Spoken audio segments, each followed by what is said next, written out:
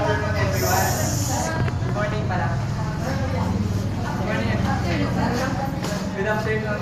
So today, I'm going to report about lesson 16. Ingay po. Building cohesive and community work. First is introduction to one story.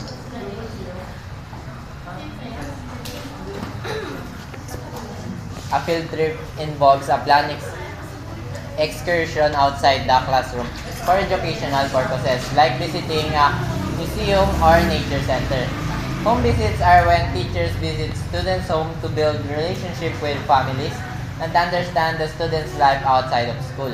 Community work focuses on collective action to address community needs through direct service, advocacy, or resource provision. May tatlo po tayong tatalakayin ngayon. First is entry. Ana. Purpose. To provide hands-on learning experiences and connect classroom studies to real-world education. Purpose po ng field trip is para po sa students na makaaral po outside ng school and para mas ma-experience po nila yung mga kailangan nilang matutunan. For example po is visiting a museum or historical site.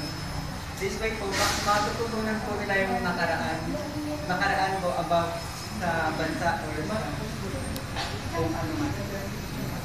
Next is sa Science Center. Pwede po silang matutong gumamit ng microscope o gano'n or mag-try ng experiment sa Science Center. And sa farm is matututo naman po sila magtanim or pwede silang manood ng nagtatanim or other ways ng farming na pwedeng gawin. Benefits: enhance understanding and retention of information through direct engagement. Since sila po mismo yung gagawa or sila po mismo yung gagawa ng mga aaralin nila, mas madali po nilang maalala yung mga nararamdaman. Process is it involves pre preparation. So kapag bago po sila pagpunta sa kanilang destination po, nagkakaroon po silang preparation in case na more than 1 day sila nandun. And the trip itself is a process and positive reflections.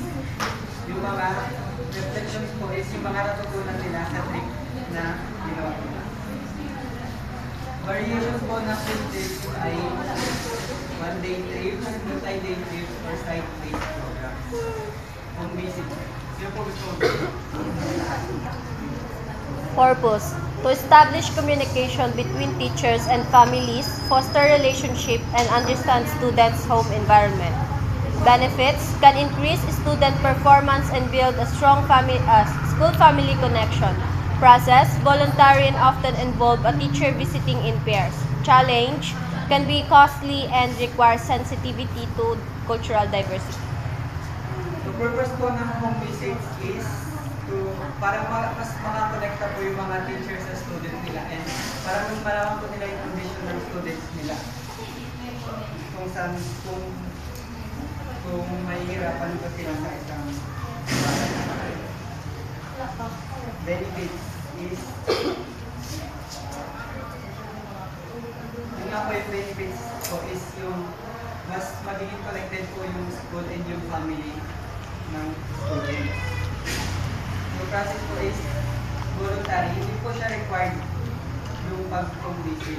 And sometimes, madalas po is yung teachers mo i-visit in pairs. Dahil it can be costly, lalo na po kung malayo po yung bahay ng students na bibisitahin nila, mas mapapamahal po sila and require sensitivity to cultural diversity. Pwede po kapag hindi po sensitive yung mga teachers is pwede nilang ma-offend yung culture ng next is community work. Kala ko lalaki. 1-3. Kala ko lalaki. Community work purpose to organize collective action to address community needs and improve the quality of life. Example, voluntary action can participating in a community clean-up or advocating for a local good. Yung benefits, foster a sense of connection to the community in life for the sustainable development and human Pwede, basta tama ang command. involve direct service providing services for advocating for peace. War. Tapos yung focus relationship building, public analysis, and collective action. So yung purpose po ng community work is to address po yung mga problems sa community and para ma-resolve po nila yung mga problem. Example po is volunteering as a food kitchen. Pwede po silang tumulong na mag-serve ng soup just in case po yung ibang tao hindi nakakakain na marami. Or yung mga malnourished, pwede silang mag-service.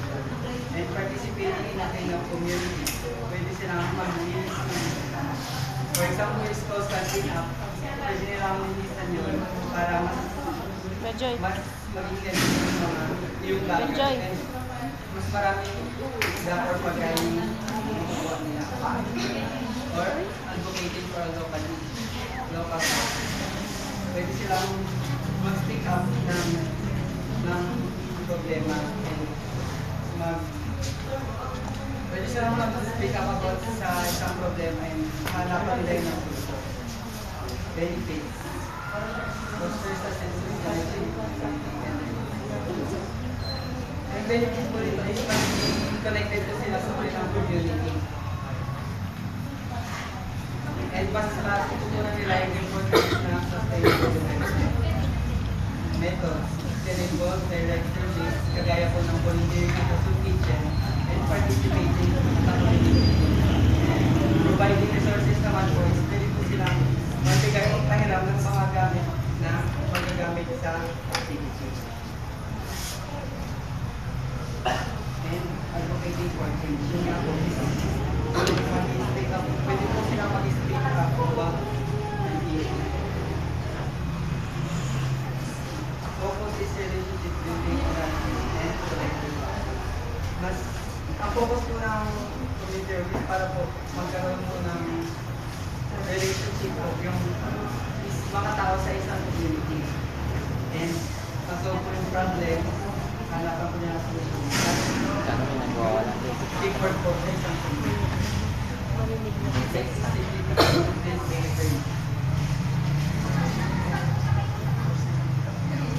Significance of field-based learning. Field-based learning significantly enhances practical understanding, promotes real-world application of knowledge, and develops essential skills beyond the classroom. It fosters a deeper appreciation for subjects, strengthens confidence, and can lead to a greater commitment to lifelong learning. First po is enhancing practical understanding. Field experiences allow students to see concepts in action making learning more, making learning more concrete and relatable to their everyday life. Students can directly interact with environmental objects or phenomena being studied, leading to a deeper understanding than traditional classroom learning. Field-based learning engages multiple senses, making learning more memorable and engaging. So, na-enhance po yung practical understanding nila. Kasi, mas may experience po nila yung real world. And yung mga natutunan po nila is more than dun sa mga libro na pinaaral. Developing essential skills. Oh! Para makita ko sa camera. Developing essential skills. Field experiences often involve real-world problems that require students to use physical engineering problem-solving. Activities like field mapping and GPS tracking help students develop data reasoning abilities. Field-based learning provides opportunities to collect and analyze data, developing analysis. Many field activities involve teamwork and collaboration, fostering intervention. Students may need community finding strong and learn Hindi ko kawalan din. They can develop, so yung field-based learning, Hindi, okay lang it ikaw. can help them develop essential skills like critical thinking and problem solving skills.